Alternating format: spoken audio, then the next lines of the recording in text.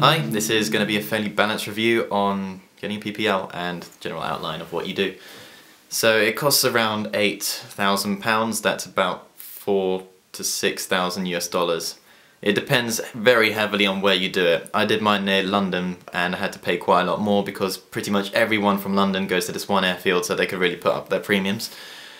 So I paid about £9,000, whereas a friend of mine who did it in Scotland in a rural area, he did it for basically half the price, which was a bit annoying, but for that money you get, that includes pretty much all of the ground school as well as the air hours.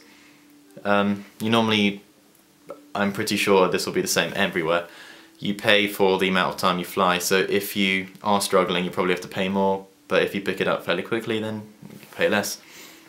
The theory exams, there's 7 written ones, and you get books like this for all of them, except for radio telephony, which you can get a book for, but you might as well use the online documents available from the government, which is CAP 413. It's about a 400 page document, but gets the job done. Each of the 7 theory exams, I'd say that you have to put in about 15 hours of pure sort of learning. So if you really wanted to get it done quickly, you could probably do it in about 3 or 4 months. And that's really if you're pushing it. There's no real reason to do it that quickly.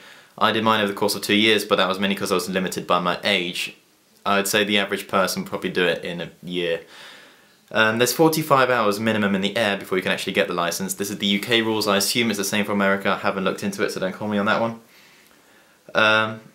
You start off by learning how to manipulate the aircraft, so basically doing straight and level flight, turning, advanced turning, and that I found generally quite easy. I started to skip lessons, but where you actually start to get pushed is when you have to do navigation skills, because one of the things I found, so I expected it to be fairly clear-cut where you are all of the time in the air, but one of the first things, at least I noticed, was when you get in the air, everything looks the same. I mean, I live near London, you think that all of these big towns would be really easy to spot and identify, and especially when you first start, it's really hard to keep yourself orientated and just to generally know where you are and what everything is around you. Because of course if you start going into restricted areas, especially which there are a lot of in the UK, then bad things happen and you won't do well. Now in your PPL there'll be 3 major sort of milestones as you go. The first one is of course your first solo, which can be a really sort of scary experience or a really good one depending on how comfortable you are in the aircraft. For me it was a bit weird because I was really comfortable with the aircraft, but the moment the instructor got out, he turned around and said, oh yeah, by the way, if the aircraft can't land here for some reason, like the runway's blocked, then go fly to Watford, I think it was, High Wycombe, and just land there. And at this point I'd never landed at a different airfield and I've never spoken to anyone other than the airfield that I normally fly from. So that was a bit worrying, but that went all fine. It's really, after you've done your first solo, you definitely feel more comfortable in the aircraft, and they sort of build you up to start doing short navigation exercises by yourself. Like for me, I just flew 5 miles down in a certain direction, came back, landed again, called rejoins. The second milestone is doing your qualifying cross-country, and this is basically a test of your navigation skills. So you have to do a minimum distance and you land at 2 aerodromes apart from your home one. So I went from Denham to Peterborough to some other place, but it was about a 3-hour round trip, and that makes sure that you don't get lost. And actually there's a point, if you get lost in flying, it's not that big of a deal. Well, it's not great, but there are quite a few ways to get yourself back on track. So they teach you that they're not gonna send you off if you're not ready. And of course the final milestone is your actual PPL check ride, in which an examiner comes with you and test basically all of the skills that you have. And it's not particularly like a oh, you haven't done that thing perfectly, or you haven't answered that correctly, you fail.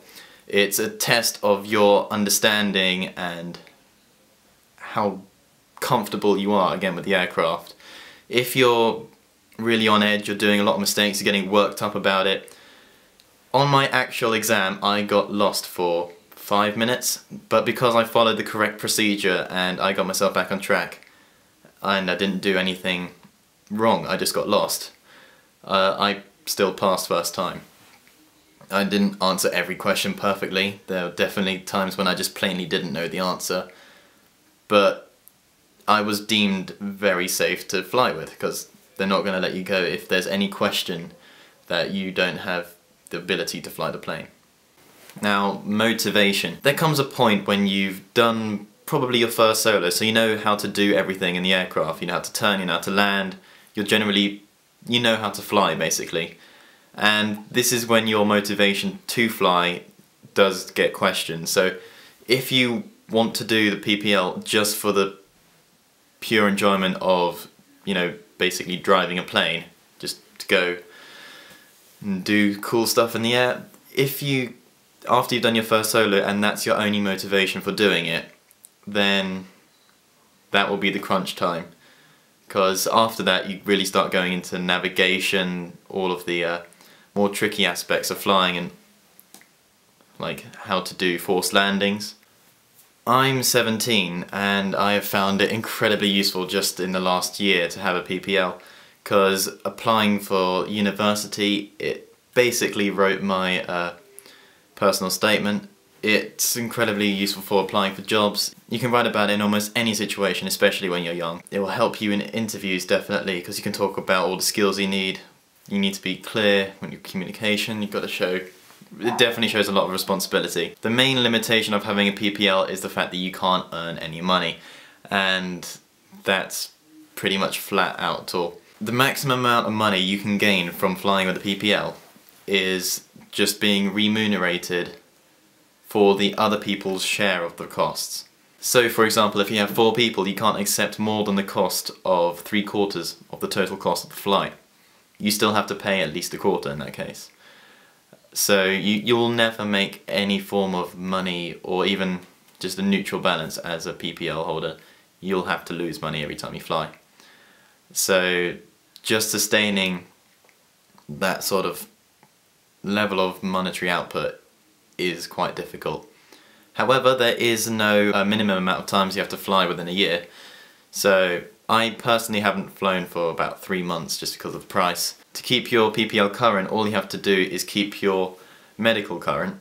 So for me, it's every 5 years if you're under 40. But other than that, it's really just if you haven't flown for a while, then you just need to go for a quick refresher, and that's it really. There are some other limitations, for example, weather. If you want to fly with a PPL through cloud, you need an instrument rating. You can't just do that with a normal PPL.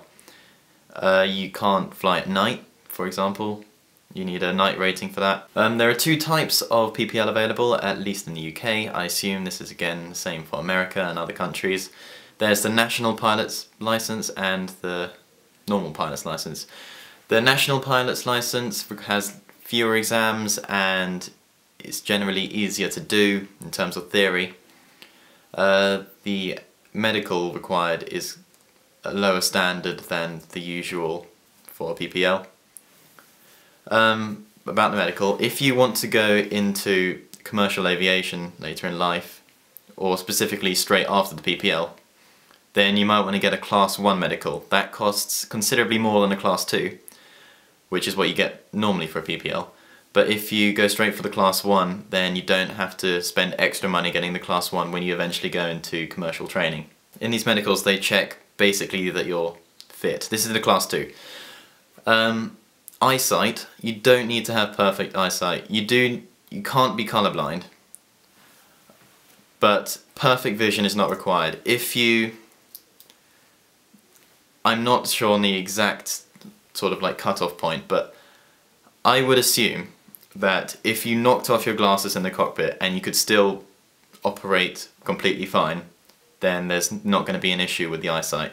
If however you knock them off and you're going to crash the plane, then obviously they're not going to give it to you.